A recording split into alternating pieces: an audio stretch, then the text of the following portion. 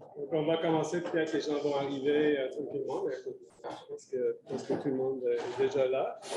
Donc, merci beaucoup de votre présence. Je m'appelle Thomas Sick, je suis le coordinateur de l'AG, la chaire de recherche sur le genre et l'intervention en dépendance. Karine Bertrand est la titulaire, elle fait partie de notre équipe pour les chroniques ici, donc elle va se présenter un peu plus tard. Donc, on est vraiment ravis. Je suis un peu nerveux parce que c'est vraiment un lancement d'un projet sur lequel on travaille depuis une couple d'années. Donc, voilà, on espère que technologiquement, entre autres, ça va bien aller. Alors, on va faire un couple de parties. Je vais commencer un peu à présenter. Bonjour. Bienvenue. Merci. Donc, on va commenter avec un petit peu le contexte du projet, puis ensuite, on va avoir une série de petits échanges et discussions, peut-être un style un peu plus conversationnel pour vous présenter notre démarche. Puis, on a plusieurs personnes qui vont co-présenter avec moi. Donc, il y a Mathieu Thériault.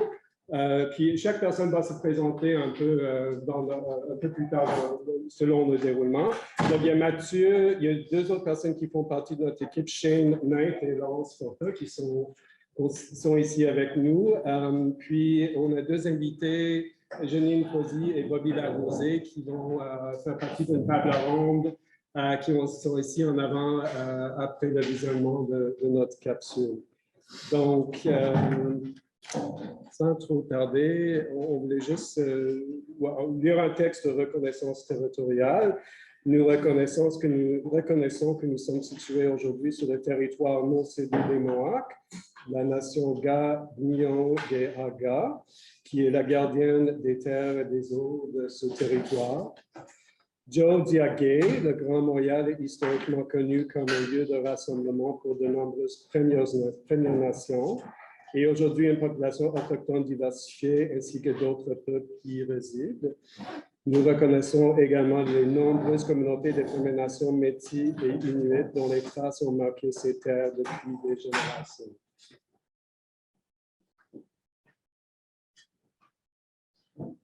Et nous voulions juste prendre des minutes aussi en souvenir, ça a été déjà mentionné quelques fois ce matin, mais quelqu'un à qui on pense, Alexandre de Kiewit. Puis je pense que pour cette présentation spécifiquement, on voulait souligner aussi beaucoup ses activités en termes de prise de parole, de revendication, vraiment le transfert de savoir expérientiel. Donc, c'est des thématiques qu'on va discuter aujourd'hui aussi pendant cette présentation. Puis, je pense qu'il y a beaucoup de gens qui pensent à elle,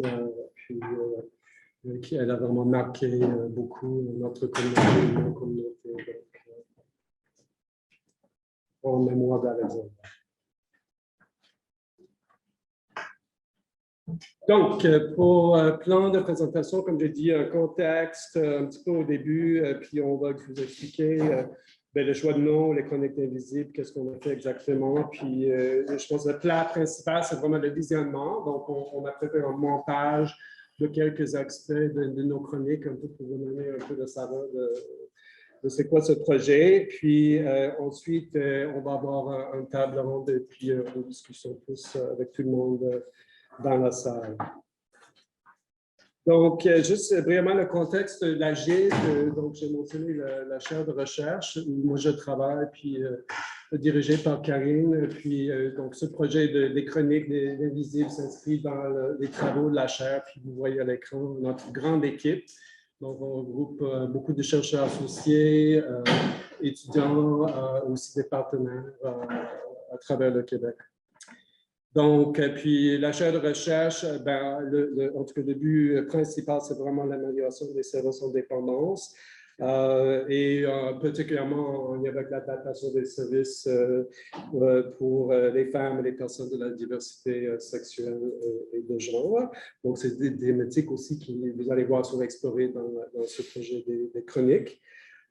Puis, en termes de transfert des connaissances, il y a quand même un constat important que le savoir expérientiel, c'est vraiment une plus-value pour la recherche.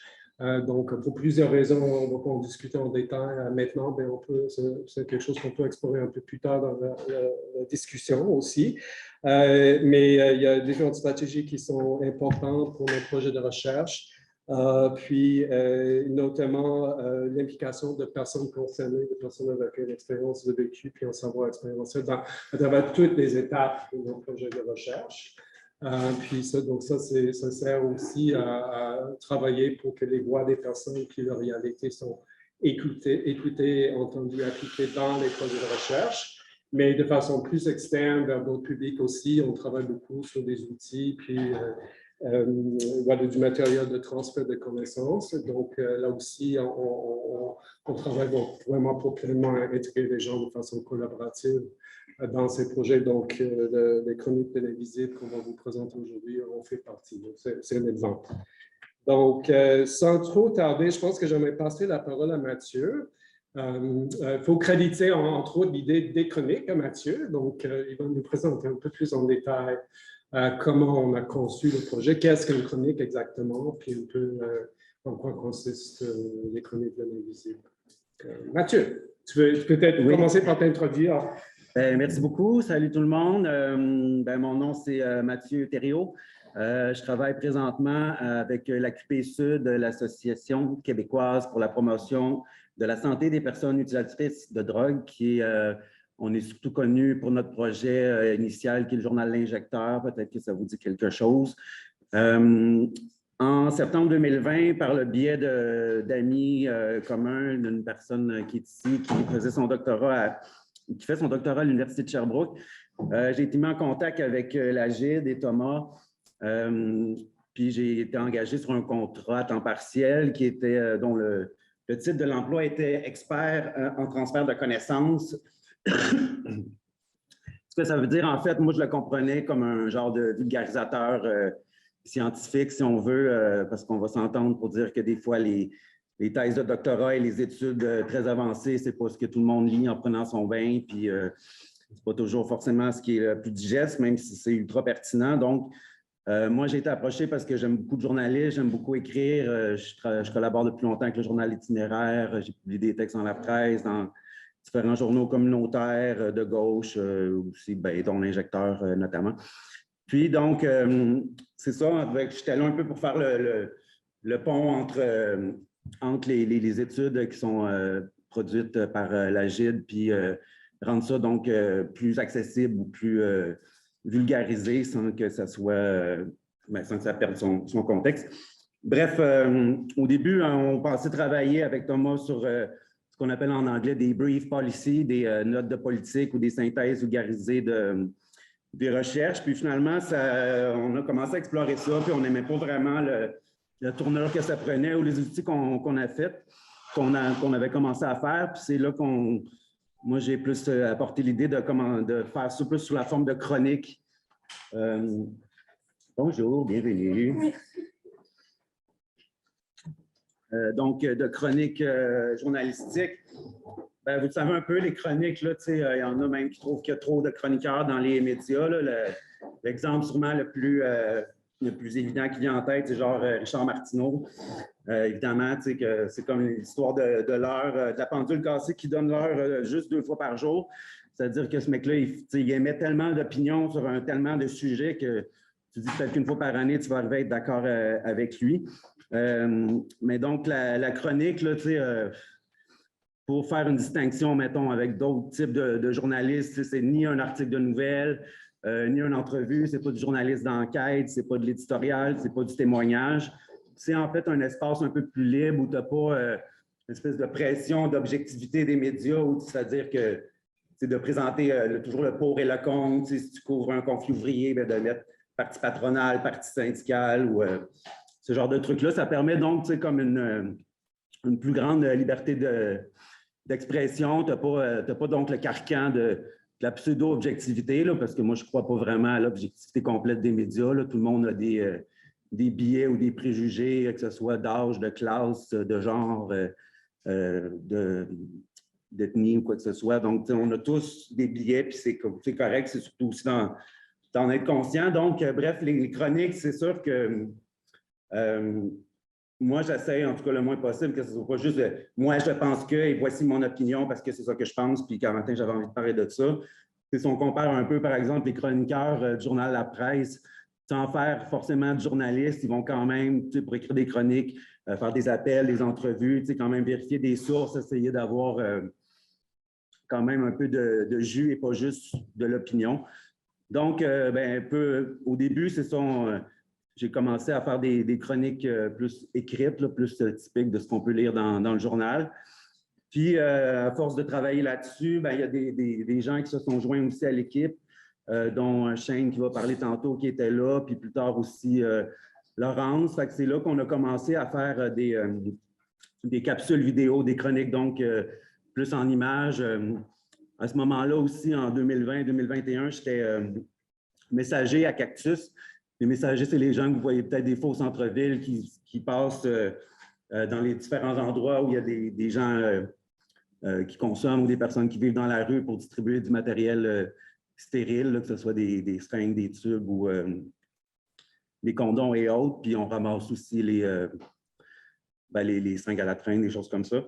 Donc, on se promenait beaucoup, c'était avec Cactus qu'on faisait ça. Donc, c'est vraiment du métro Frontenac au métro Atwater, tout le territoire de Ville-Marie.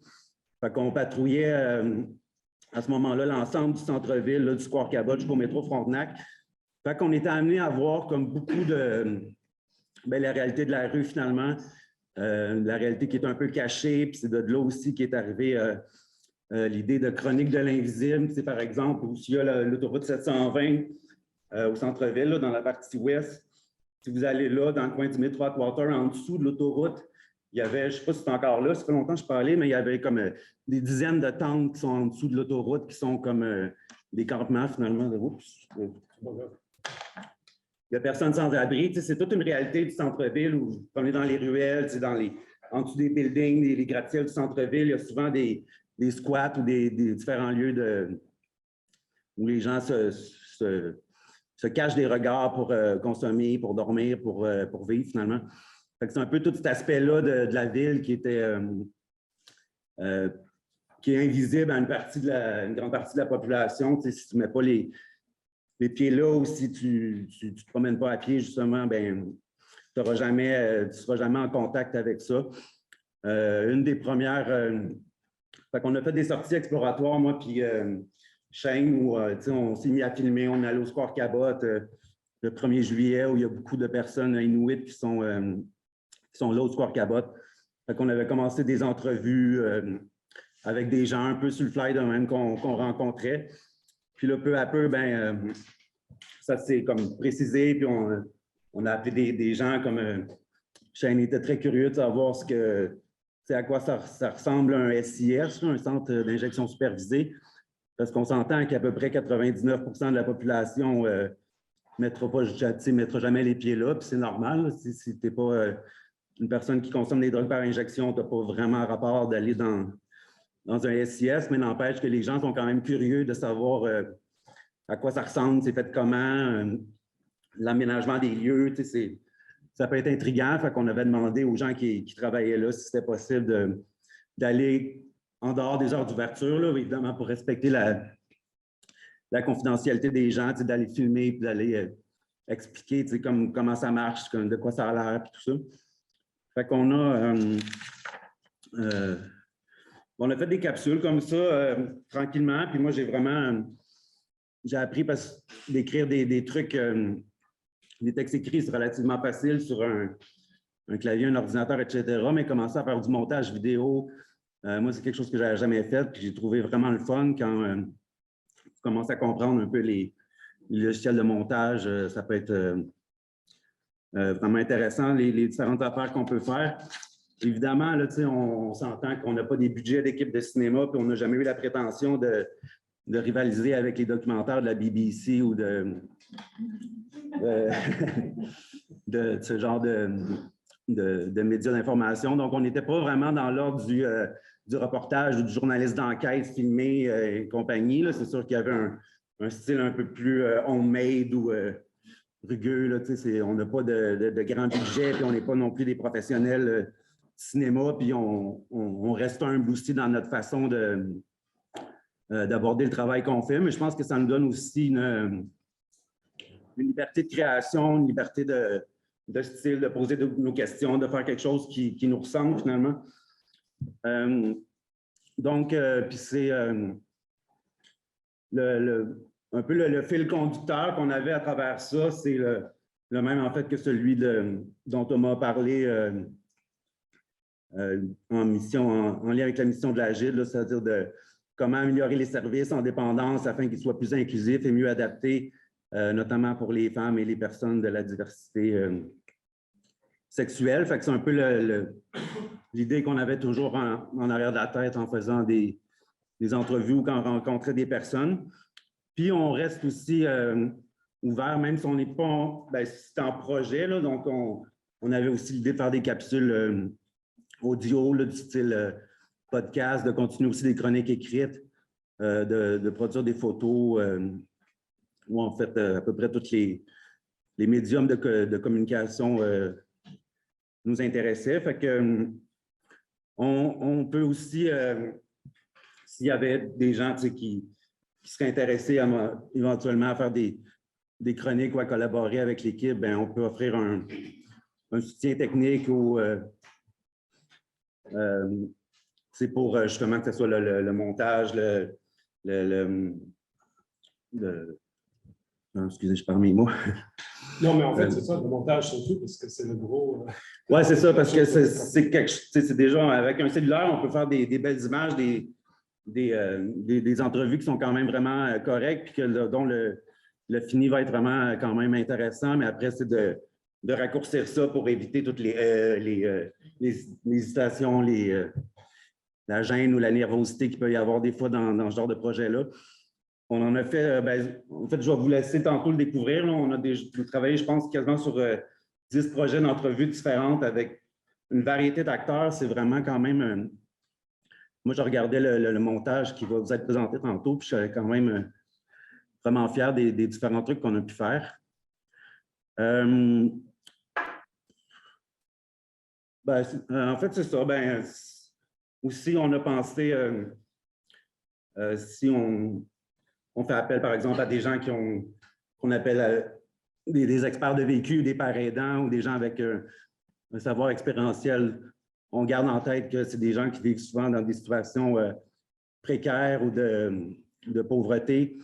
Donc, on a gardé l'idée d'avoir une compensation monétaire si les gens donnent de leur temps ou participent à des panels comme aujourd'hui.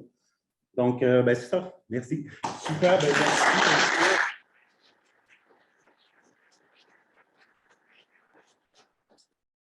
Donc, puis Mathieu va rester pas loin parce qu'on va continuer la discussion, mais tu auras peut-être d'autres idées à ajouter. Donc, oui, bien aller. Donc, je vais juste continuer à peut-être poser quelques questions à Laurence puis à Shane, juste pour un peu enrichir encore un peu la discussion des projets et un peu vos implications. Qu'est-ce que vous avez fait dans ce projet? Puis voilà, tu peux te joindre à la discussion aussi, Mathieu. Donc, une première question, c'est juste en général, pour vous deux, si vous pouvez parler juste brièvement qui vous êtes, de votre implication avec la GID, puis comment ça se fait que vous vous êtes trouvé sur l'équipe des chroniques. Donc, je ne sais pas si tu veux commencer. Oui, je vais commencer. Je pense que ça fait tellement longtemps que je travaille avec, avant même que ça s'appelle la GID, avec l'équipe de recherche puis Karine Bertrand. Moi, comment ça a fonctionné, c'est que j'étais avec le dispositif tapage spectre au centre-ville. Puis j'avais de l'aide sociale. J'avais utilisé les services de toxicomanie, dépendance, santé mentale, pas mal. Tous les services qu'on peut imaginer sur l'île de Montréal, je pense que je les avais faits. Puis là, finalement, un jour, il y avait des questionnaires sur les personnes qui utilisaient le service, un peu, tu sais, qu'est-ce que tu utilisais comme service, qu'est-ce que tu consommais, qu'est-ce qui pourrait améliorer les services. C'est un petit peu ça qui avait fait en sorte que je disais, ça a l'air intéressant. Puis finalement, il y avait comme un plus gros projet derrière ça. Puis là, la personne trouvait que je parlais tellement beaucoup, puis que j'avais tellement de bonnes idées, que peut-être je pourrais faire partie plus du projet. Fait que j'ai dit, ah ouais, go, c'est fine. Puis pendant des années, moi, je me suis retrouvé dans la rue peut-être à l'âge de 14 ans. Puis, tu sais, toute ma vie, j'ai été frustré. Je n'ai jamais trouvé que les services étaient adaptés. Je n'ai jamais trouvé qu'il y avait assez d'argent dans le communautaire, le système de santé. Puis qu'une équipe de chercheurs et de personnes qui se penchent sur ces questions-là disent ben, on pense exactement comme toi. Puis, ça serait vraiment le fun d'avoir ton input. Fait que, tu sais, qu'est-ce que tu dis de collaborer avec nous autres, voir un petit peu si tu aimes ça. Puis si tu aimes ça, peut-être travailler un petit peu plus sur ces questionnements-là avec nous.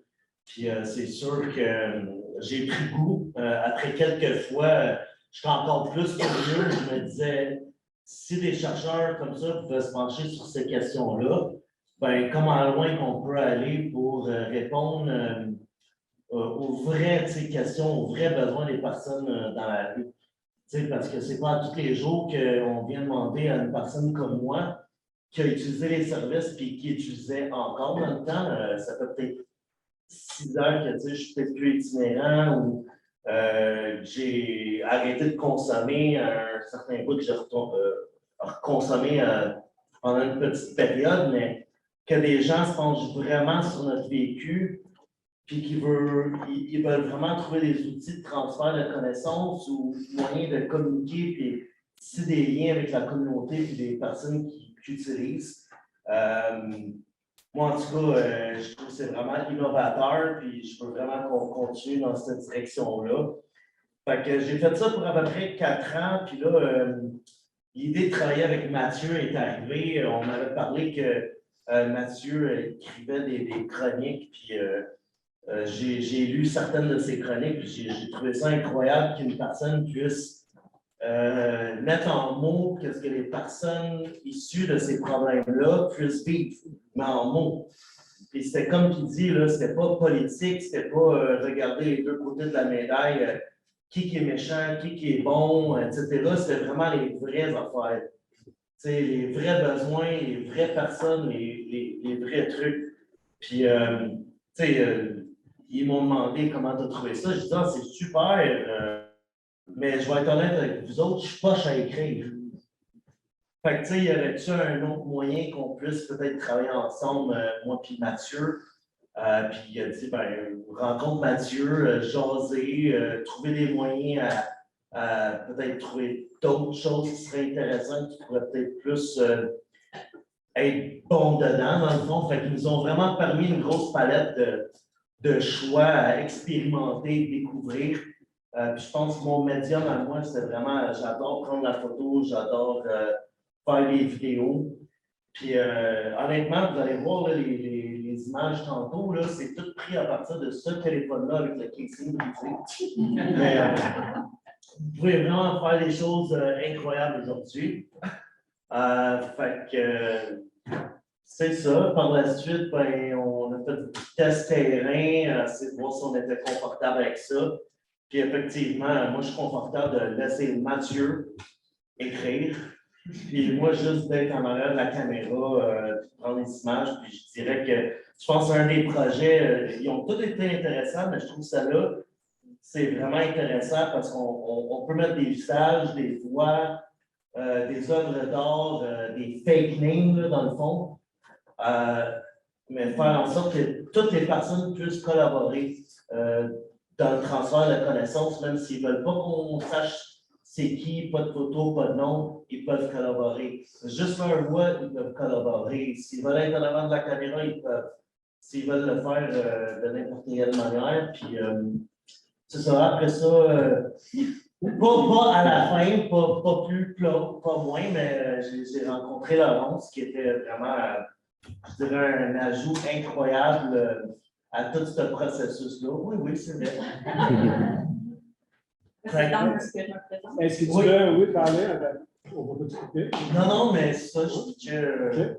Oui, c'est ça, comme Shane le dit, moi, je suis arrivée un peu sur le tard. Dans le fond, mon arrivée dans la chronique, ça s'est fait de manière inattendue, si je peux dire. Moi, je proviens plus du milieu de terrain que du milieu académique. Ça fait 10 ans que je suis dans la réduction des méfaits, que je travaille auprès des personnes qui consomment, dans différents organismes, centre-ville, centre-sud ou à nos familles, même dans Châteauguay-Maisonneuve. Donc, de cette expérience-là, j'ai décidé de commencer un doctorat, dans le fond, parce que ce que j'avais vu sur le terrain, ce que j'entendais des personnes, c'était beaucoup au niveau des soins primaires. Quand ils voulaient avoir accès à des soins, c'était des histoires vraiment d'horreur, de stigmatisation, des personnes qui se font virer de bord, qui vivent des choses vraiment inhumaines. Donc, j'ai eu envie d'explorer ça dans mon doctorat, de voir un peu comment, si on incluait plus la réduction des méfaits dans les structures de soins, ça pouvait permettre de déstigmatiser un peu et qu'au final, les personnes qui consomment des drogues par injection aient accès à des soins qui aient de meilleures conditions de vie. Donc, pour faire ce projet-là, j'ai Karine comme directrice avec Christine Moignon, Karine m'a parlé de ce projet-là. Moi, ayant toujours travaillé sur le terrain avec des pairs, je trouve que ça amène une certaine richesse. Donc, quand j'ai entendu parler du projet, que j'ai pris connaissance de tout ça, j'ai vraiment été séduite. Donc, on s'est rencontrés les trois, là, puis c'est comme ça que ça s'est fait. Ah, ben merci. Donc, peut-être, je voulais peut-être te poser la question pour le choix de nom. Les chroniques de l'invisible, je pense que Mathieu a expliqué un petit peu, mais je pense que Shane peut aussi. Moi puis Mathieu, on s'est penché beaucoup sur. On voulait être sûr d'avoir un titre qui était vraiment genre proche de ce qu'on parlait. Tu sais, comme je pense, moi puis Mathieu, puis même Laurence, je pense que beaucoup de gens savent que ces priorités existent, qu'il y a un manque de financement. Qu'il y a beaucoup de personnes en précarité sociale qui vivent des choses vraiment pas plaisantes. Puis, tu sais, on pourrait quasiment appeler ça chronique de l'invisible ou chronique de pas vouloir voir les choses. Dans le fond, il y a des gens qui se promènent et ils font semblant qu'ils ne voient pas ces choses-là ou ils ne parlent pas de ces choses-là, mais ils savent très bien c'est là. Puis des fois, on dirait que les gens ne sont pas confortables ou peuvent avoir des préjugés envers des personnes issues de ces minorités-là ou de ces problématiques-là. Puis de plus en plus, c'est en train de sortir, puis sont en train d'être inclus autour de la table, mais ça reste que c'est encore quelque chose que souvent on ne veut pas parler, on ne veut pas mentionner, on ne veut pas admettre que ça existe comme problème. La chronique de l'invisible, c'est de mettre quelque chose qui est invisible, visible. Je pense que tu peux voir à travers tous les processus créatifs. Aujourd'hui, le sommet sur les dépendances. Je pense qu'on est vraiment en train de mettre ça visible. Puis je voudrais aussi souligner tous les pères aidants, tous les guides de rue, toutes les personnes qui travaillent dans le communautaire. Que, vous êtes visibles, c'est grâce à vous. Puis je pense que ça va s'améliorer juste avec le temps, mais il faut continuellement être sur le stage puis militer pour ces choses-là pour être sûr qu'on les entende, on les voit puis qu'il y ait plus d'argent et plus de changements dans les politiques. Merci.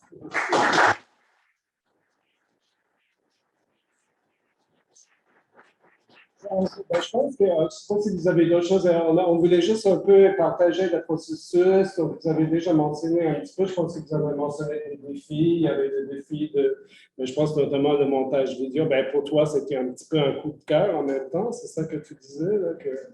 Là, oui, sauf qu'effectivement, au début, on avait les images qui étaient filmées, comme Shane dit, avec son téléphone, mais si on a 45 minutes, 1 heure de matériel, on ne peut pas mettre ça en bloc puis garder. Puis de toute façon, on sait, là, l'attention sur Internet où tu ne peux pas mettre des affaires d'1 heure parce que les gens vont juste passer à l'autre d'après.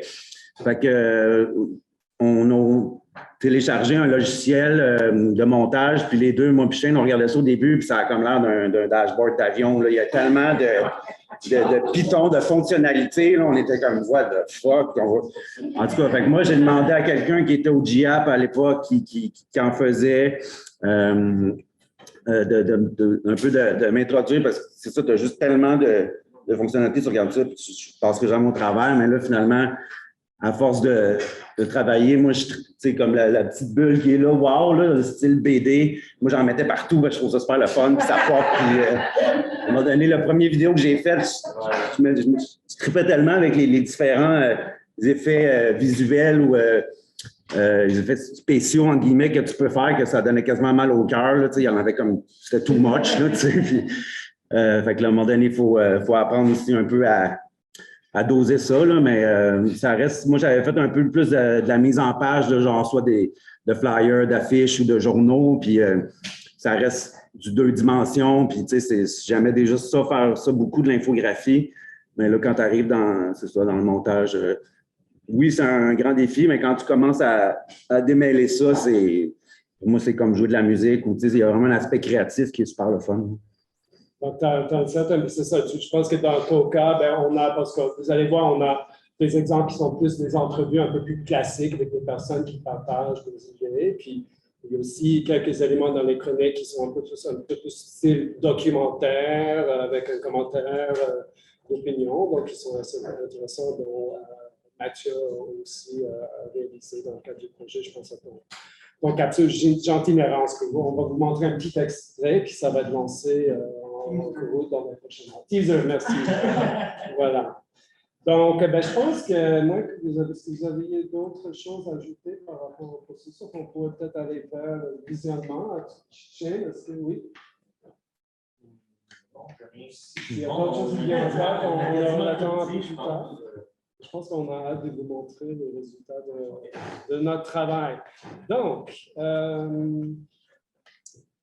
on va juste annoncer aussi, c'est le lancement officiel. Donc, ce qui est lancé, c'est le teaser qu'on va regarder dans une minute, mais aussi assez important, c'est la page web. En fait, c'est un type de blog, si vous voulez, mais un blog comme multimédia audiovisuel. Donc, il y aura parfois des textes écrits. Donc, ça, c'est juste la page d'entrée. Puis, on vient juste, en tout cas, lancer une nouvelle version de notre site web avec cette nouvelle section. Donc, c'est vraiment en primant.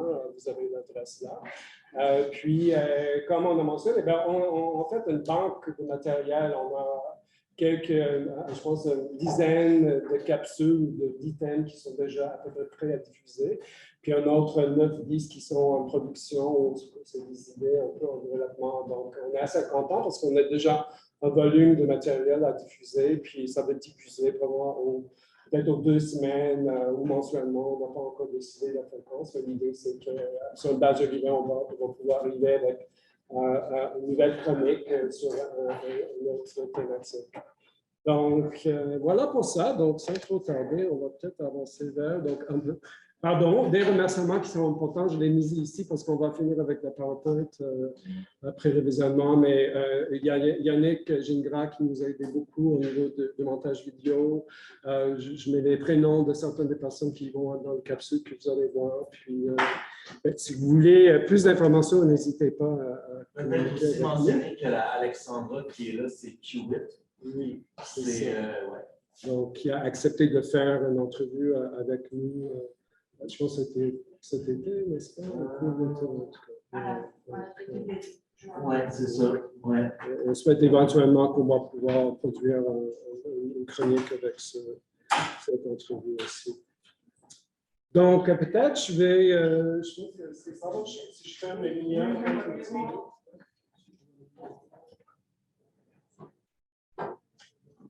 Les walls, c'est plus. Pardon?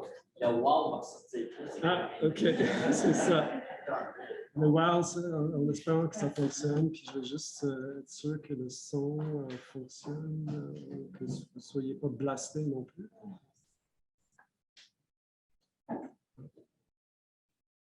C'est ça qui gâche un peu.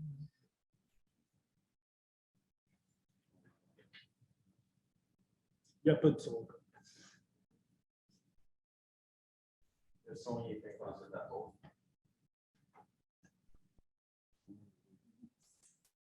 OK.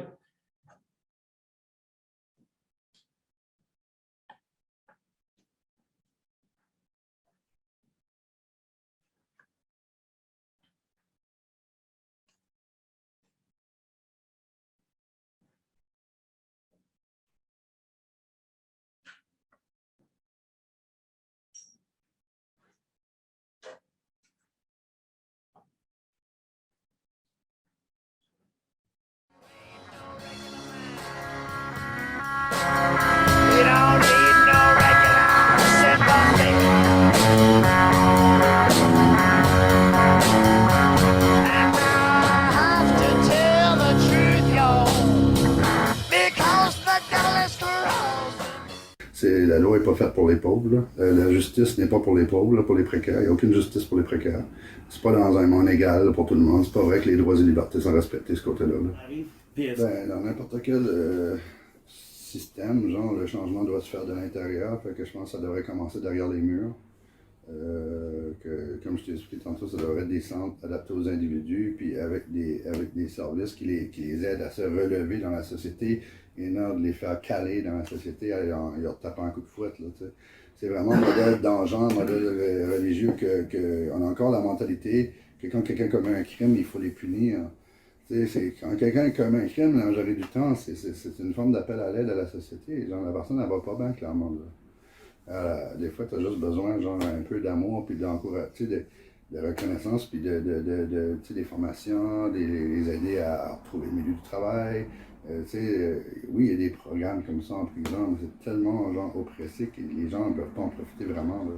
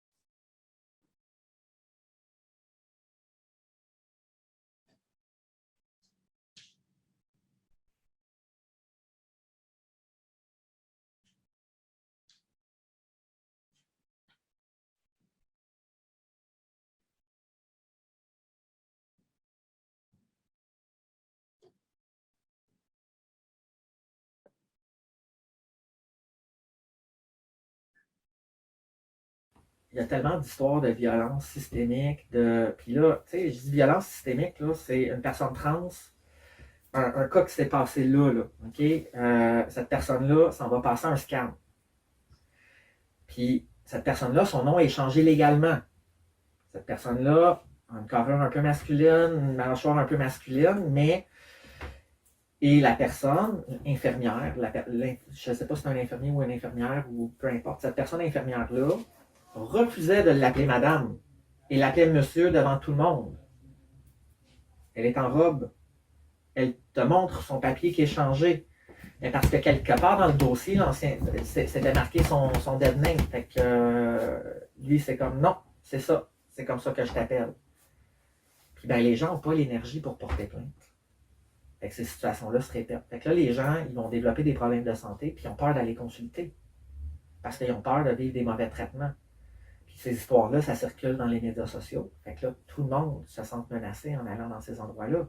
Parce que si la personne est habillée en femme, en robe, dans l'aire d'attente du CLSC, de l'hôpital, puis qu'on l'appelle Monsieur Robert Untel, est-ce que la personne en robe, maquillée, habillée en femme, va se lever pour aller à la porte numéro 7? Non. Elle va rester assise.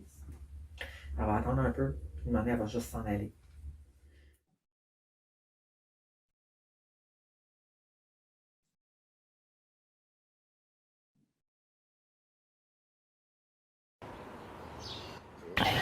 J'accompagne aussi des fois des gens. J'ai accompagné une personne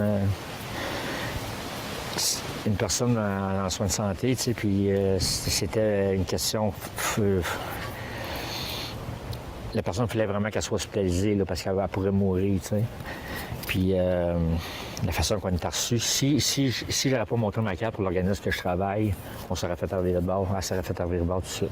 Pourtant, elle était très polie, très adéquate, sauf avec des tics de consommation, mais pas méchante, tu sais. Pourquoi tu penses que ça serait pas viré de bord? Bien, parce que les gardes se sont levés, tout ça. Dès qu'on est rentré, là, se sont tous levés. Puis, madame, pourquoi vous venez ici? Puis ci, puis ça. Puis là, c'est moi qui disais, écoutez, tu sais, je l'accompagne, elle va pas bien, si je peux parler, tu sais.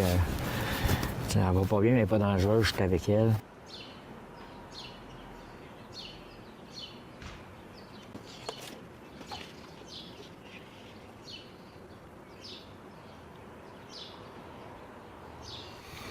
Et le système de santé, c'est beaucoup protocolaire. Puis les protocoles avec les personnes marginalisées, ça ne marche pas toujours. On devrait consulter les personnes marginalisées de participer au protocolaire. Parce qu'il y a beaucoup de colère sinon qui sort de là, tu sais. Pas qu'ils disent qu'ils participent à ça, puis la décision est déjà décidée, puis que ça paraît bien politiquement, hein? Parce que les pièces de théâtre, on est capable d'en faire nous autres aussi, tu sais.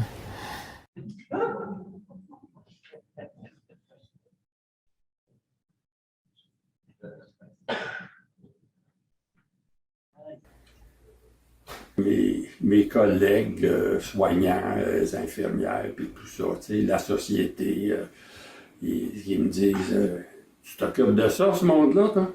C'est pas fiable. C'est bien trop dur. Moi, je les regarde et je dis non, ils sont pas difficiles. Ils sont différents. Puis si c'était ta fille, là,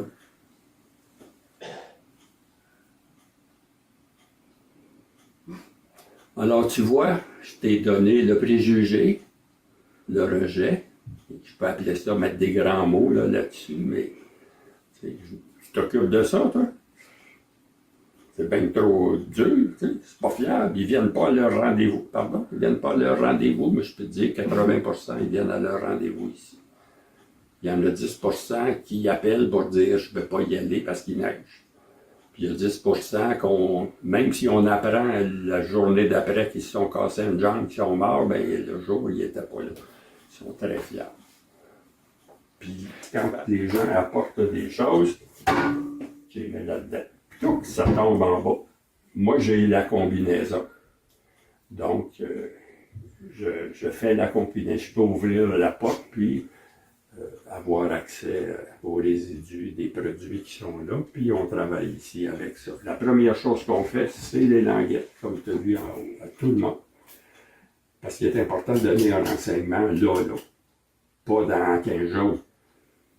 Parce que les gens qui portent surtout des produits nouveaux, ils veulent savoir, est-ce qu'il y a-t-il des produits dangereux? Alors, avec la languette, on peut dire, oups, attention, probablement qu'il y a de la morphine et du fentanyl, ou morphine et coke, ou quelles que soient les choses que tu trouves. Donc, l'information, c'est ça. Les gens meurent parce qu'ils ne savent pas ce qu'ils font ça.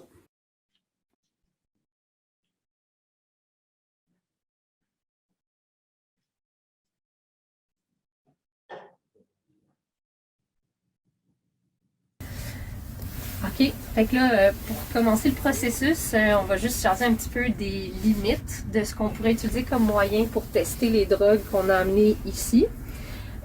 Donc, pour commencer, ce serait de parler un petit peu de la machine qui est là-bas, qui est le FTIR qu'on appelle. Cette machine-là est quand même, c'est la meilleure technologie, je dirais, la plus fiable qu'on a avec nous, mais elle a quand même des limites importantes qui sont importantes de comprendre. Tout ce qui est en présence de 5% et moins, c'est des choses qu'on ne verra pas du tout avec cette machine-là. Donc, ça se peut très bien que des produits puissants ou même le principal qui nous intéresse, on ait du mal à l'identifier en analysant avec cette machine-là, malheureusement. Mais ça reste quand même quelque chose qui nous permet d'aller des fois jusqu'à 4 ou 5 composantes ou produits différents qui pourraient se retrouver dans l'échantillon qu'on est en train de tester. Mais si on a plutôt 20 composantes, je dis n'importe quoi, mais on ne serait pas capable d'aller jusque-là. Fait que c'est le genre de limite qu'on a.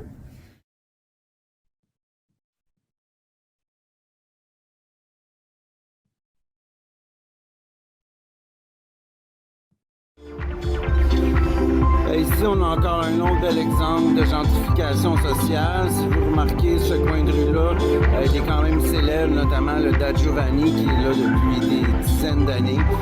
On est en face de la place Émilie-Gamelin. Tous ces commerces-là sont barricadés parce qu'en fait, tout le coin de rue va être rasé pour faire place, bien entendu, à un gros projet de condo. Alors, vous me direz, c'est normal que les commerces soient barricadés puisqu'ils sont fermés, on les a rachetés, ils vont être éventuellement détruits. Sauf qu'ici, juste en dessous du Amir, on s'est pas contenté seulement de placarder le commerce lui-même.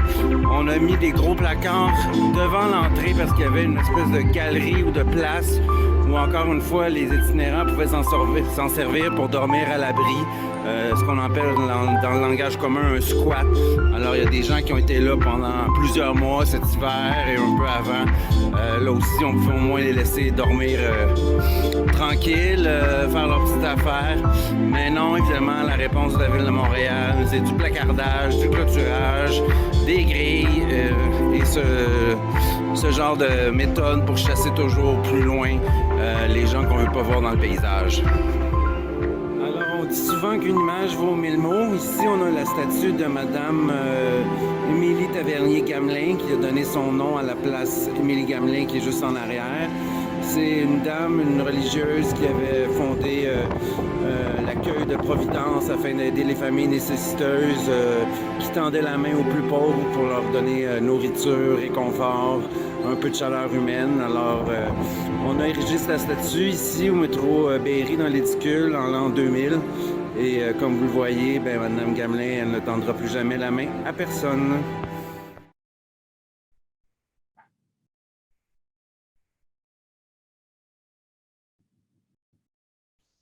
Dans les Laurentides, c'est le désert. Là.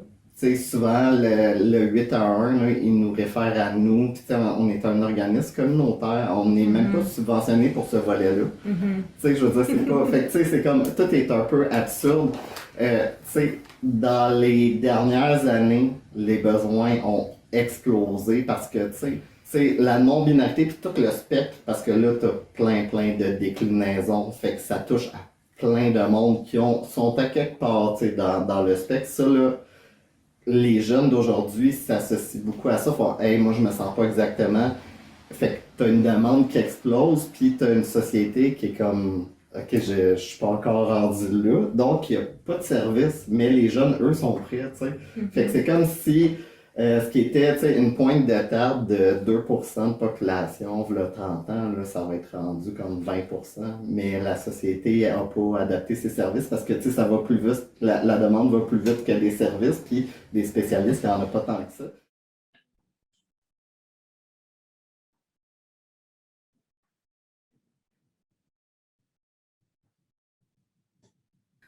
Je dirais que les chiens de la rue, avec les jeunes en tout cas de la rue, ils leur permettent une survie qui est différente, mais en tant que tel, non. J'ai même envie de vous dire que je trouve souvent que les chiens, avec les jeunes itinérants, je parle des jeunes itinérants parce que c'est la population avec laquelle je travaille, mais sont plus stables et ont leurs besoins qui sont plus répandus que des chiens d'appartement, par exemple, ou qu'on garde enfermés, je sais pas moi, 22 heures par jour et ils sortent 2 heures par jour, en sachant les besoins des chiens au niveau de leur physique, de stimulation, de voir des choses, etc. Je trouve que les chiens qui sont dans la rue ont en général leurs besoins sociaux qui sont répandus, que ce soit avec les gens, que ce soit avec d'autres chiens, parce qu'en général ils sont en groupe. Et j'ai juste envie d'ajouter, pour si jamais, que c'est pas des chiens qui meurent de faim. En général, ils mangent bien avant leur personne et puis ils mangent bien. Qu'est-ce qui t'a amené à donner du temps chez Pops? Ta raison à toi personnelle de donner du temps chez Pops? Ben, dans le fond, de donner du temps pour les jeunes, avec les personnes... peut-être, c'est ça, les jeunes chez Pops, là, qu'est-ce qui t'a cliqué, qui a fait que tu voulais donner du temps?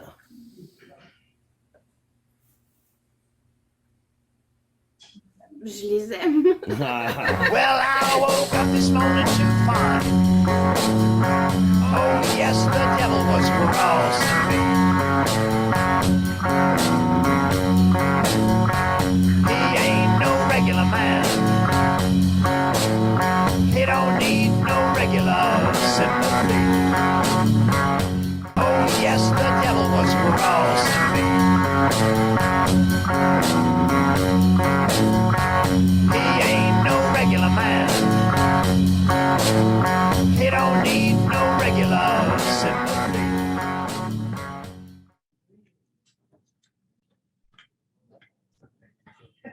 Ah, merci pour les applaudissements.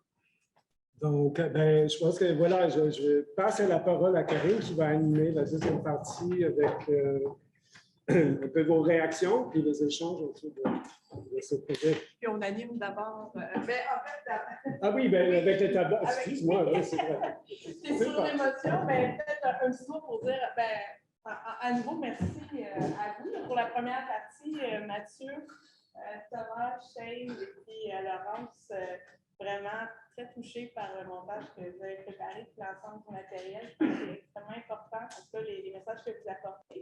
Merci à Bobby aussi qui était là, puis on va voir tantôt, on va leur souhaiter la bienvenue. En fait, ce qu'on souhaitait faire, c'est d'abord avoir une réaction de personnes aussi impliquées qui donnent leur voix, leur expérience pour contribuer aussi à améliorer les services en dépendance.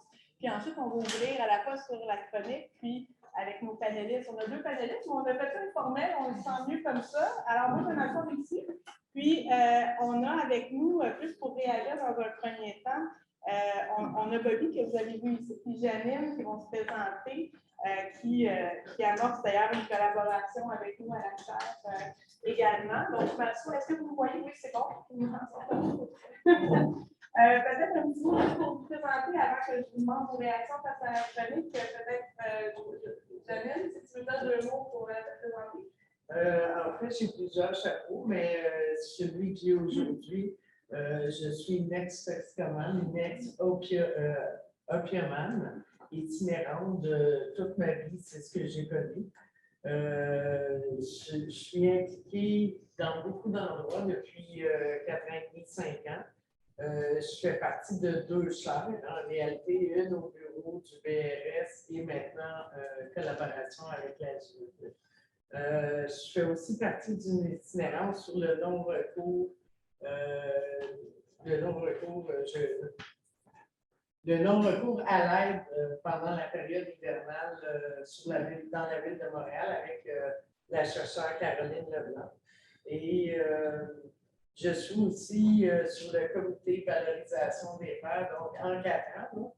Je faisais le décompte tantôt et je me sens impliquée un peu partout parce que je trouve ça important, la parole, de prendre la parole, pas juste pour la défense, mais aussi de nommer des choses qui ne fonctionnent plus. Merci beaucoup, Janine, d'accepter de réagir à cette chronique et après d'approfondir un petit peu sur cette question de prise de parole et d'éducation. Merci beaucoup. Bobby, merci également. Est-ce que tu pourrais dire quelques mots pour te présenter? Oui, mais je suis sûr que la brasse a un stress en dedans. Bonjour tout le monde, je m'appelle Bobby. Prépares-tu des ici, Bobby, c'est à toi? Oh, oui, oui. Oui, c'est vraiment le choix. Bonjour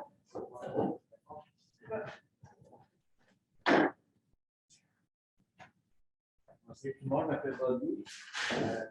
Je suis père intervenant, c'est pas mal ça.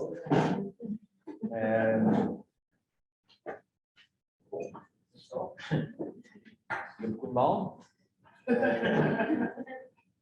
Merci beaucoup pour tout votre travail et tout ça. Puis, c'est un travail Cactus Montréal, ça va faire bientôt 6 ans. Moi, j'ai commencé comme père, je suis dans un intervenant. Ben, c'est ça, j'aimerais ça aussi tout à l'heure compter là-dessus. Quand on dit je membre de l'équipe, parce qu'à un moment donné, ça fait comme un peu du clivage, bad cop, bon cop, tu sais, tout ça. Naturellement, pourquoi? Parce qu'ils me mettent en arrière d'un bureau. Pour moi, c'est l'autorité. Moi, je suis correct, tu es en arrière, moi, je suis en avant. J'étais toujours le client ou l'usager ou la personne fréquente, appelez ça comme vous voulez. C'est quoi votre nom à vous? Valérie. Valérie, tout à l'heure, si vous dites quelque chose, il y a 20 ans, à 100 $ par vie, cette année, je suis barré, ça ne me rajoute pas, ça. Écoutez, Laurence, je l'ai connue pendant que j'étais en plein milieu, en travail avec Valéria. Souvent, on ne voit pas le résultat. Dans ce milieu-là, on ne voit pas le résultat de notre travail. On le verra sûrement peut-être jamais. Si on s'attend à voir notre résultat, on va vraiment être épuisé. Étant fatigue de compassion, ça se trouve quelque chose. La graine, on l'a semée. Et aujourd'hui, je dis à tout le monde merci. c'est ça, autant aux États-Unis, on a tout à sa portée, faire un nous, faites les principes au-dessus des personnalités, ça c'est une phrase que j'adore. Moi, j'ai besoin de l'académique aussi, puis aussi de mon savoir expérimental. Moi, je suis arrivé à Cactus avec des bacs, mais des bacs jaunes, tu sais. Oui, c'est ça. Tu sais, Doodle, hein, moi, les ordinateurs, quand même, là j'adore un grand-père dans le gang. Doodle, pour moi, c'est un Doodle. C'est un Doodle, oui, c'est un chien, ça. Mais, c'est aussi l'approche aussi en santé, il y avait, je ne sais pas si vous avez connu Sylvie Vista. Ben, elle, la première chose qu'elle m'a demandé quand je l'ai rencontrée, as-tu faim, as-tu soif, as-tu mangé aujourd'hui? La première question qu'elle m'a posée, elle s'est assise devant son bureau. Elle a dit, ah, wow, j'en vaut la peine. Je compte quelqu'un, parce que je n'avais pas d'amour propre. Ça a changé aussi, tu sais, le système de santé. Il faut arrêter de se personnellement de c'est le sinus, puis le communautaire. Il faut s'assembler. Je pense que les choses avancent, ça avance pas vite, mais avance, tu sais. J'ai la chance aujourd'hui, grâce au travail que vous avez fait, tout le monde, d'avoir une paye, d'avoir une sécurité financière, d'avoir même une chambre de trou chez nous. Merci, Laurent. Merci beaucoup. J'ai appris beaucoup sur le terrain de Laurence. On a travaillé ensemble. Puis, on était c'est pas facile, ça, d'injection supervisée, puis la nouvelle réalité qu'on a, c'est plus juste opioïde. C'est d'autres choses. Là. Il y a des fois, on devient plus un manque de financement. Le service offert aux personnes qui fréquentent la ressource n'est plus le même, n'est pas de qualité, et c'est ça, n'est pas de qualité. Parce qu'on est au staff, il faut que je sois plus attentif, on coupe les services.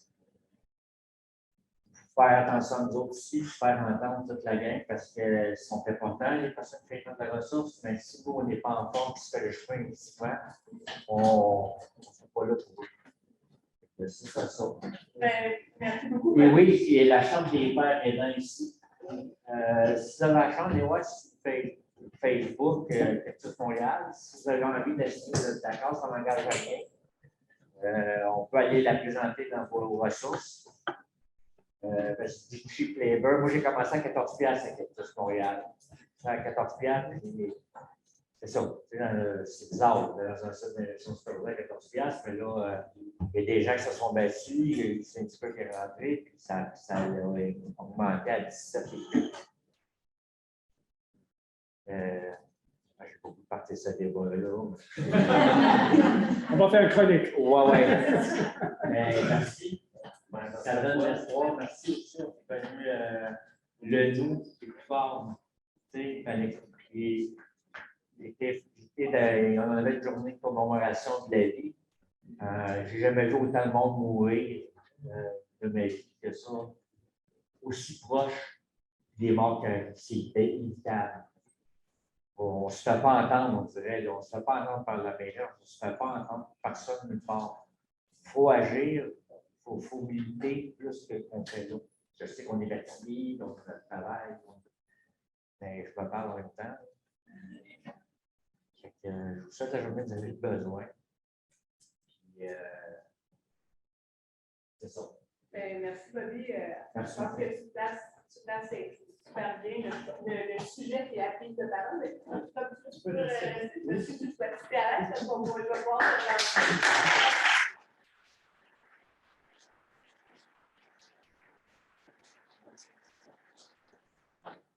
Un rappel dans le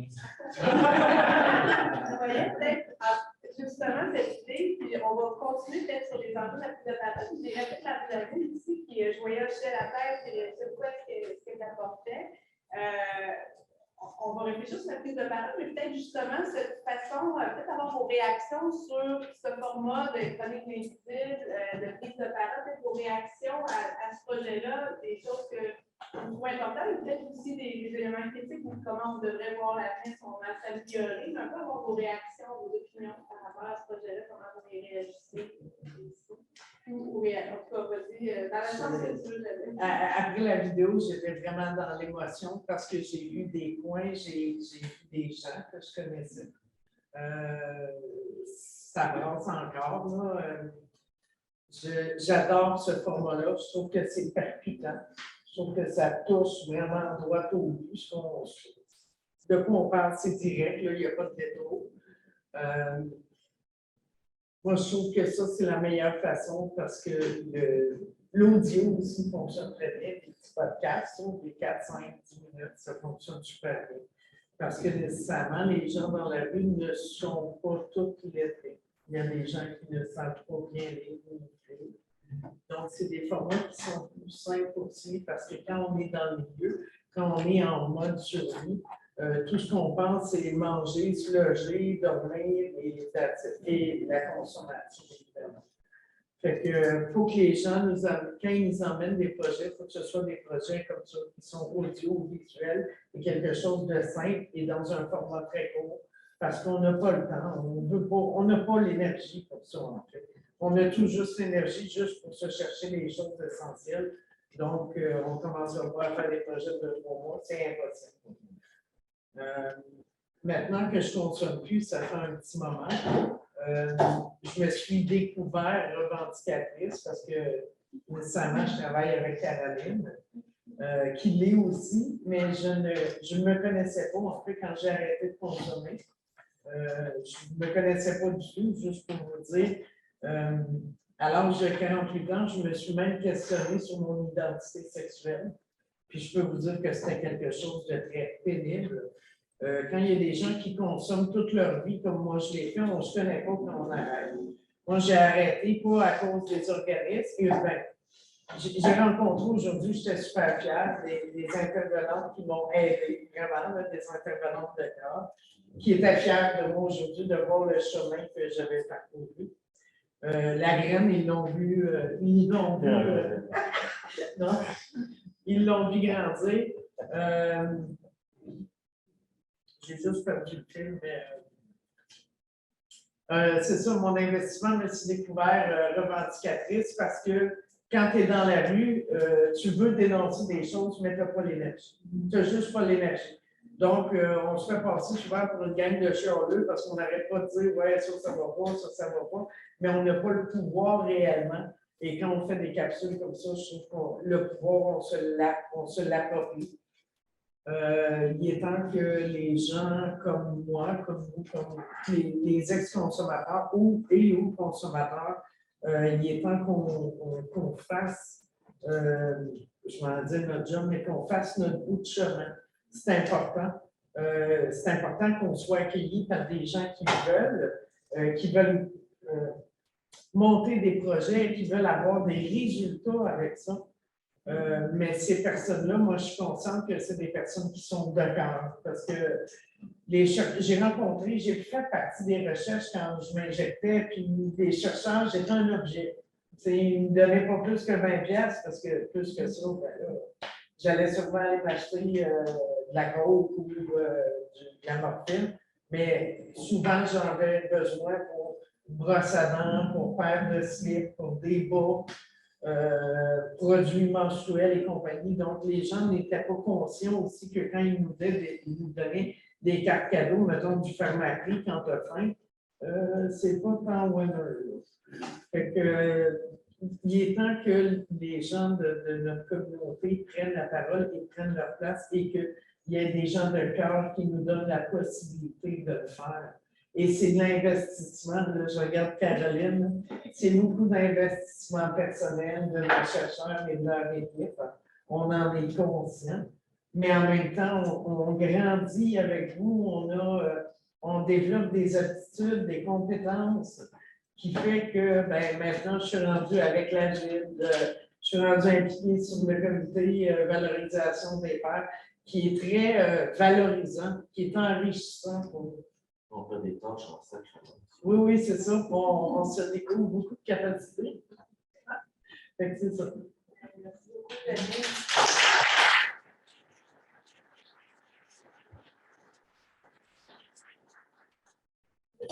J'allais peut-être rebondir, mais avant, je ne sais pas si Bobby, tu aimerais aussi réagir à l'aspect de chronique, puis on peut aussi approfondir votre prise de parole, peut-être ce qui a facilité ou les défis que vous vivez, les difficultés rencontrées, mais ce qui a pu faciliter votre prise de parole pour que vous sentiez une expérience efficace, satisfaisante. Peut-être juste avant, Bobby, je ne sais pas si tu veux rajouter un mot sur comment tu vois le projet des chroniques l'invisible, des éléments peut-être qui t'ont accroché ou des pistes d'amélioration que tu aimerais communiquer. Oui, sur le montage physique, il faudrait mettre, on se fasse maquiller un peu avant. En arrière de ces jokes-là, il y a vraiment du stress et tout ça. C'est une façon pour moi de me geler à ce temps-là. Ça, des chips,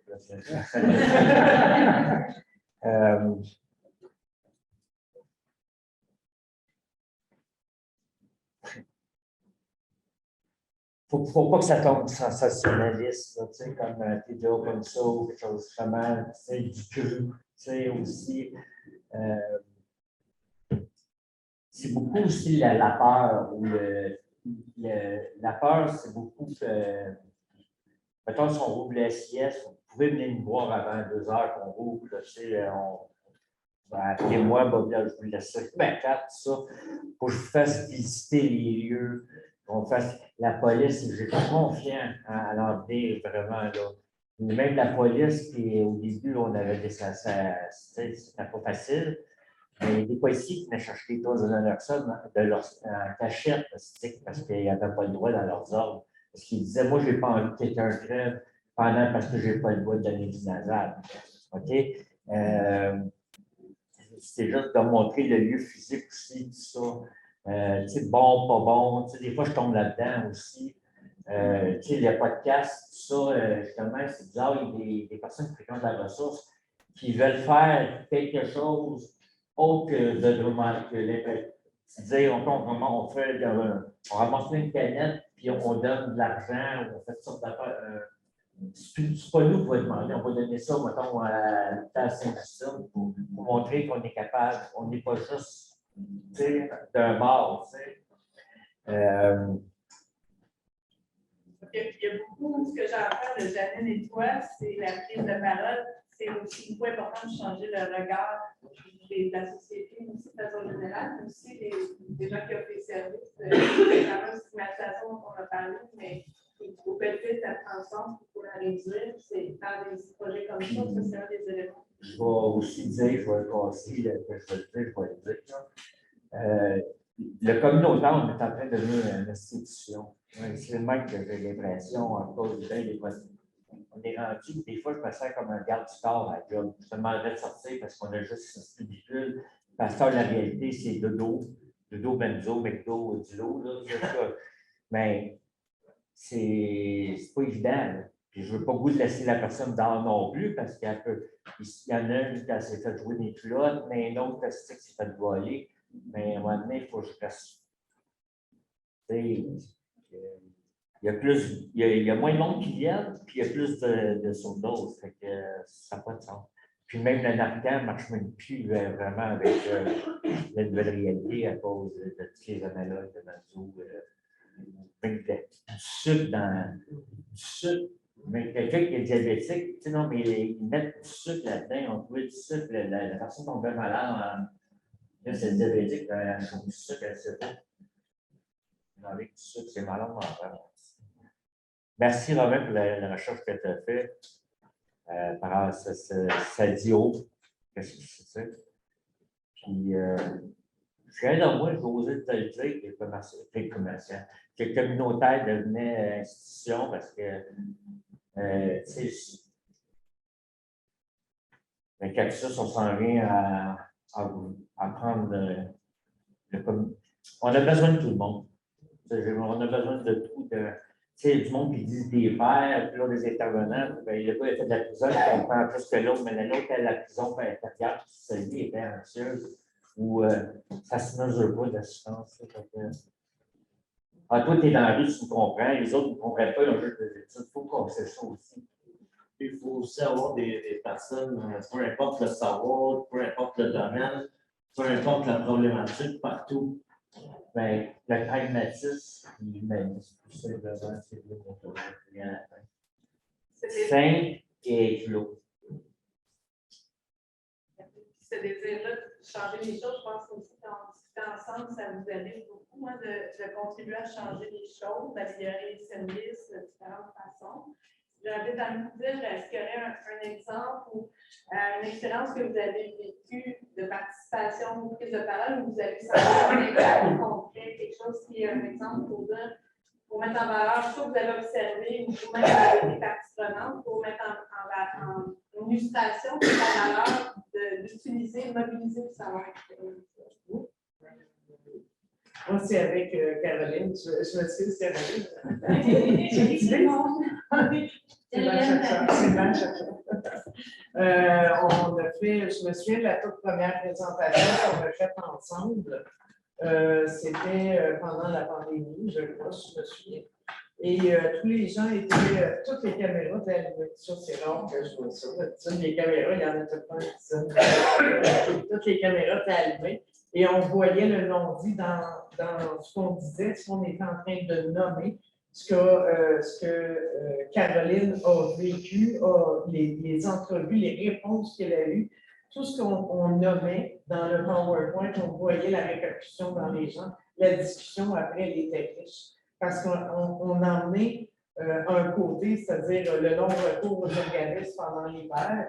Il n'y en a pas d'études là-dessus. Zéro film barre au Québec. Donc, Caroline et moi, on est en train de nommer des choses que personne ne sait. Fait que c'est riche. Les organismes, le réseau qu'on a autour de nous, c'est fou. Je m'en rends compte, là, ça fait 2 ans. J'ai passé de seul dans ma vie à énormément de personnes qui m'entourent et de bonnes personnes, des personnes de qualité, justement parce qu'ils travaillent dans le communautaire, parce qu'ils ont la volonté de changer les choses, qui n'ont pas nécessairement le vécu, mais qui ont juste la volonté de. Moi, c'est ce qui m'a le plus impacté, puis là, on donne, plus la recherche avance, plus qu'on donne de conférences. Et c'est riche. J'en reviens pas comment c'est riche. Et pour une fois, de nommer les vraies choses, de nommer que les gens, ils vivent ça, puis qu'ils ont le droit de se nommer. Même eux, là, Caroline, elle me parlait des entrevues qu'elle faisait avec les gens de la rue, qui nommaient des choses. Et détrompez-vous, c'est pas tout noir. Il y a beaucoup de bonnes choses dans la rue. Il y a beaucoup de bonnes choses que j'ai appris dans la rue, que j'utilise. C'est la résilience. Il n'y a pas plus résilient qu'un itinérant. Il n'y a pas plus débrouillard qu'un itinérant. Tu sais, un itinérant, ça se voit être sur une scène. C'est souvent des gens qui ne jugent pas. On dit qu'on juge tous, là, mais on se ramène beaucoup. Parce que justement, on a tellement été impacté par le jugement. Les gens changent de faveur parce que juste c'est assis là et tu fais rien. Je dirais que ça, la chance que j'ai eue de faire la recherche avec Caroline, ma vie de revendicatrice et de vouloir dénoncer des choses et de créer des choses pour faire avancer la société, mais aussi le système, a commencé avec Caroline il y a 3 ans en réalité, parce que je suis une vraie personne à l'Université de Sherbrooke en travail social. Je remplace des acteurs, en fait, donc on m'appelle une vraie personne.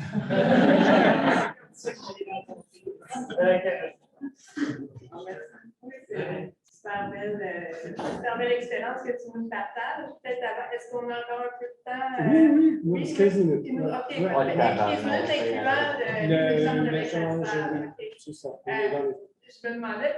Oh, ça vaut des idées, moi. Oui. On va créer une estime. Est-ce qu'il y a un élément où est-ce que tu as pu prendre la parole, ou t'impliquer, ou encore que tu as observé autour de toi qui a pu amener un impact concret que tu aimerais partager pour nous montrer toute l'importance que ça a, l'expertise de vécu, comment on peut la mobiliser. Je ne sais pas si c'est bien en tête. Oui, il manquait pas mal d'affaires en tête à ce moment, mais. Peut-être partir un mélodrame, je ne sais pas, mais c'est comme aussi, je ne veux pas toujours, moi, ma personnalité, à moi, je ne suis pas juste quelqu'un qui a un savoir expérimental, je suis autre que ça.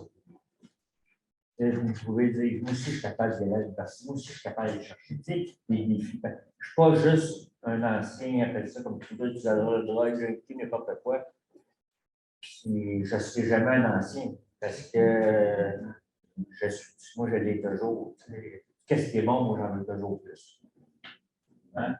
Soit dans le sexe, dans la bouffe, dans l'Internet. Qu'est-ce qui est bon, moi, là, les demi-mesures, c'est que c'est pas. Malheureusement, c'est ça. Mais des fois, ça prend un sens dans ma vie. Quand je rencontre des gens, comme tout à l'heure, j'ai rencontré la madame qui semble rencontrer, je suis fier. Et moi, j'ai rencontré des gens de prison. C'est fun. Ils me demandent ce que je fais ici.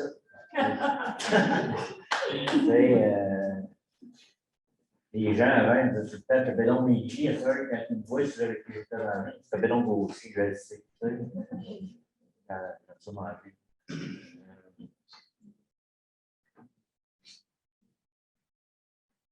Ben, il ne faut pas, c'est ça qui est triste. Merci Vincent pour l'implication à l'écouter ça. Non, mais c'est important. C'est important de dire les bons coups parce qu'on a tendance à se critiquer beaucoup, moi-même avec moi.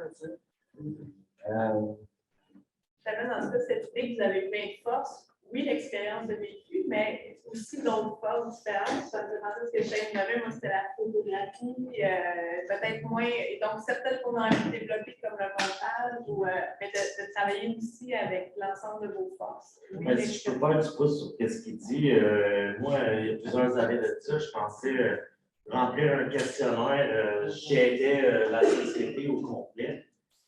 En travaillant avec vous autres, puis Christelle, puis Caroline, encore, bonjour, vous autres. J'ai appris que, on est du monde consommateur ou pas, ou avec des problèmes ou pas, on a autant d'ambition, de rêve, que n'importe qui, que tu viens d'une famille aisée, tu ne viens pas d'une famille aisée. Je pense qu'on veut tout, genre, une société améliorée. Je pense qu'on veut devenir le best de nous-mêmes. À t'entendre parler de ça, c'est sûr, là, en travaillant ici, tu peux changer les choses plus dans le communautaire, tu peux le faire, mais ça prend du monde partout, puis ça prend différentes méthodes à le faire pour être capable d'avoir tout le monde impliqué dans ce changement-là. Puis vous parlez aussi, quand on en discutait un petit peu aussi avant la préparation d'aujourd'hui, il y a la question des. En même temps, c'est pas toujours simple. Des fois, on a des bonnes intentions où on peut faire les choses maladroitement. On travaille en collaboration. J'aimerais peut-être que vous nous partagez des difficultés que vous avez pu vivre quand vous avez souhaité vous impliquer, prendre la parole, peut-être des petits drapeaux rouges sur oui, on apprécie déjà de travailler avec nous, mais il faut peut-être faire attention à la manière où il y a des choses, ça peut arriver des gens dans des difficultés. Alors, est-ce qu'il y a des éléments comme ça à partager sur soit des difficultés que vous avez même vécues ou observées, disant, c'est bien évité, mais il faut faire comme moi j'ai le souci, je suis peut-être préoccupée d'aller au-delà des bonnes intentions, surtout des fois de ne pas faire plus de mal que de bien parfois dans nos façons de faire. Je ne sais pas si ça semble d'expliquer quelques éléments. Oui, il y en a plusieurs, en fait, mais je dirais celui qui m'a le plus touché, en fait, c'est quand je me suis questionnée sur mon identité. À 48 ans, se questionner, je peux vous dire que ça n'a pas été facile. Ça a été quelque chose qui a été difficile. Parce qu'en thérapie, j'ai su, parce que j'écrivais toute la marque que j'avais sur le cœur. Et mon intervenante me disait que j'écrivais au masculin, sans que je le sache. C'est dans le déni à côté, là. Donc, quand j'ai su ça, j'ai commencé à me questionner. Ça a pris un an, c'était très pénible parce que je vois une femme, mais je ne me sens pas une femme intérieurement, dépendamment des journées et de ça. Et j'ai été chanceuse parce que la première année que j'ai arrêté, j'ai pris soin de moi. Et les 2 années qui ont suivi, j'ai travaillé pour un organisme comme père éducatrice. Et ben, je suis bien tombée parce que ces gens-là ont du cœur, hein, on va se le dire. Fait que des fois, ils me prenaient une journée c'était elle, l'autre journée c'était elle, des fois ça changeait, des fois c'était JM, des fois c'était Jeannette. Fait que j'ai comme ils m'ont aidé dans ce questionnement-là. Je suis bien tombée parce que ben, c'est communautaire, c'est des gens de cœur, évidemment, qui ne jugent pas. Je ne me suis jamais sentie jugée. Mais pour tout, pour autre chose aussi, c'est difficile à croire, mais avant, je ne parlais pas du tout. Il a fallu que, dans mon année où j'ai pris soin de moi, j'ai été suivie au CRDM et l'intervenante m'a aidé à recommencer à parler. J'étais une tombe, en fait, je ne parlais pas, je gardais tout en devant de moi. Et elle m'a proposé de prendre un chien. C'est une téléphone. Ça a été la plus belle chose de ma vie que j'ai pu faire comme geste parce que les animaux sont plus humains que nous, hein. Ceux qui ont des animaux, ils savent, autant chien, chat, rats et compagnie.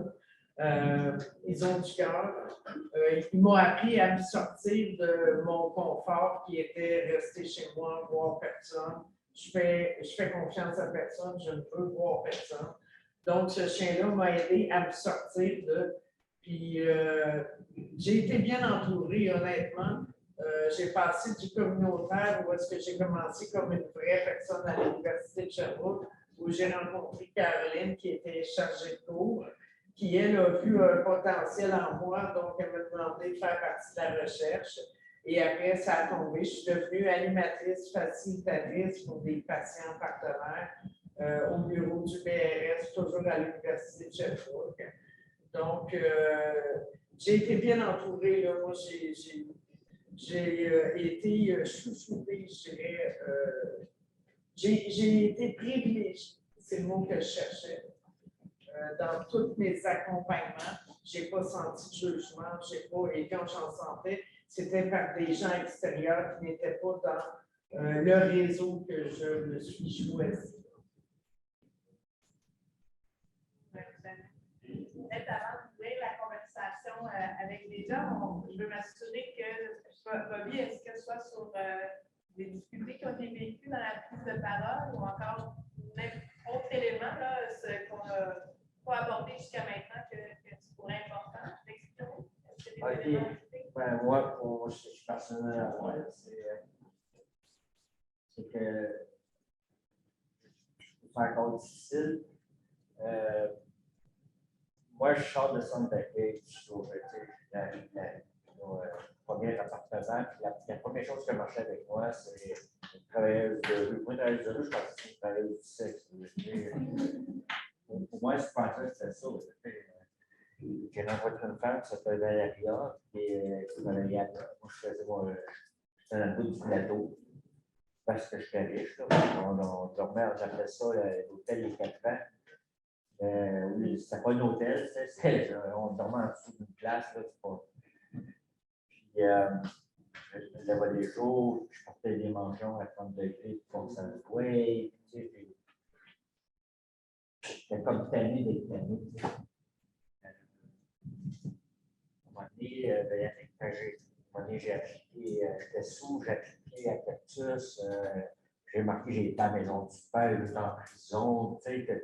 J'ai tout écrit, qu'est-ce qu'il ne faut pas t'écrire, il faut qu'il prenne, puis je niaisais, là, ça va, c'est ce qu'ils m'ont appelé 2 fois, puis tu sais, ça m'a fait comme, c'est un fou, merci. Là, ça fait 5 ans bientôt que je suis là, tu sais, je comprends pas encore,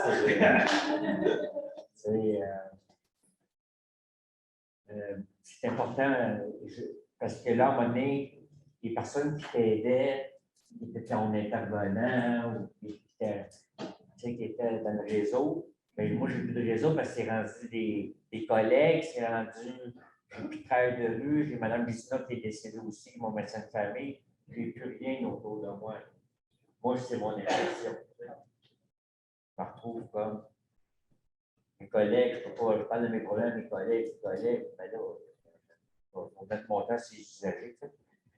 Fait que là, ton sac social, il vient comme fuck out. Là, le vide, le mal de l'âme, revient. Pour moi, c'était ça, c'est encore ça. J'arrive chez nous, je me couche, on va travailler, j'arrive chez nous, je me couche. C'est ça, les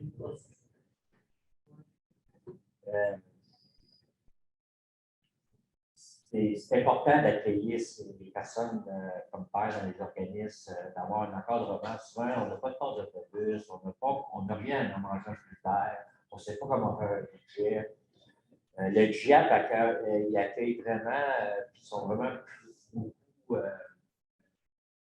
sont encadrés, les gens, tu sais, c'est pas leur faire vivre encore une situation d'échec le moins possible, valoriser tout ça. Mais c'est volet jeunesse. En fait, en haut de 30 ans, on dirait qu'il est fini dans la vie. Mais 45, ça va vite, hein? Fait que c'est ça, tu sais. Puis honnêtement, j'ai de l'air pas gêné à vous jaser de même, en même temps, savoir son espèce. Ben, c'est ces moments-là, comme là, qui font en sorte des fois que je ne veux pas m'enlever la vie, tu sais, parce que ça revient, ça. Le mal de langue, pourquoi je suis ici, puis moi, je pars dans le mélodrame. Fait que quand je pars là-dedans, là, je vais vous donner une petite anecdote là-dessus. Tu sais, sur Facebook, c'est une petite affaire rencontre, parce que ça marche tout par Tinder, puis ces affaires-là, moi, je ne connais pas ça. Fait qu'à un moment donné, j'attends cling, est-ce qu'il y a une notification? Je me dépêche pas aller voir. C'est ça, tu sais, j'ai parti de mélodrame, c'est une personne, tu sais, elle n'avait pas de bras, pas de jambes, elle m'avait liké. C'est dur à prendre en esti, c'est la seule qui trouve cute. C'est bien cute, tout ça, tu sais, je n'ai pas de jugement, mais j'ai parti de mélodrame, j'ai Netflix, je commence à pleurer. Manger du céleri, parce que c'est supposé être bon pour la santé. Ça fait maigrir, ça l'air. J'avais mangé du chèvre devant. C'est la fois, ça que j'ai essayé au moins, tu sais, j'ai essayé. J'ai du cheese wheat mess. C'est clair de manger du céleri. Mais c'est bon pour les gens. Maigrir. On va dire avec ça, c'est la maladie du siècle, ne mange pas devant le TV. Ben oui, mais c'est mon boss, il check en tout.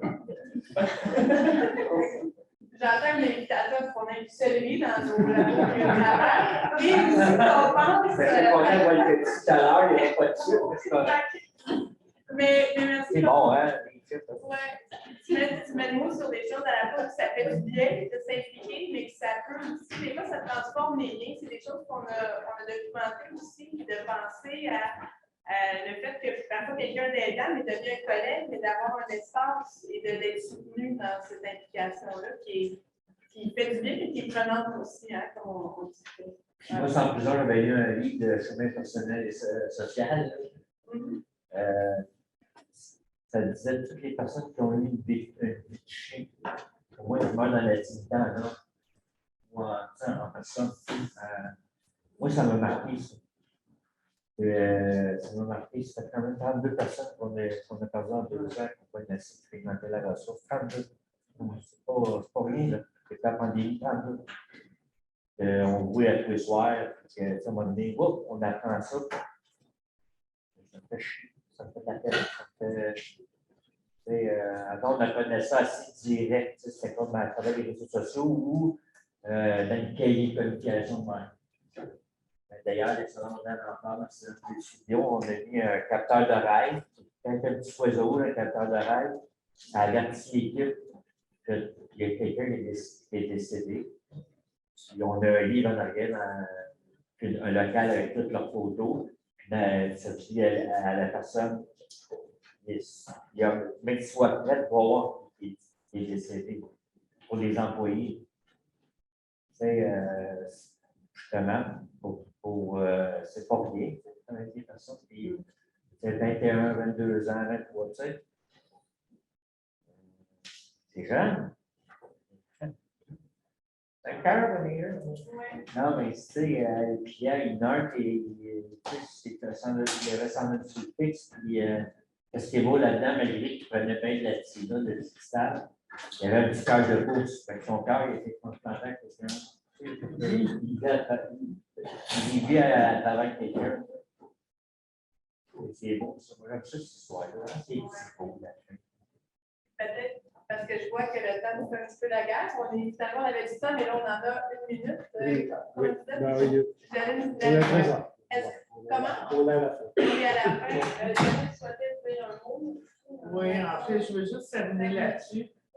J'aurais aimé ça, honnêtement, les 2 dernières années de consommation. J'ai désiré plusieurs fois par jour arrêter de consommer, mais le fait que je cesse les opiacés, ça m'était pour moi impossible. Et malheureusement, ce n'est pas le communautaire qui m'a aidé, c'est un programme qui s'appelle le PACHTO à la justice, en fait. Et je voulais dire pour ceux qui travaillent avec ces gens-là et qui sont dans le communautaire ou en recherche, non, je ne sais pas, parce que vous nous aidez, même si on arrive d'un fois tout proche et qu'on est bougonneux.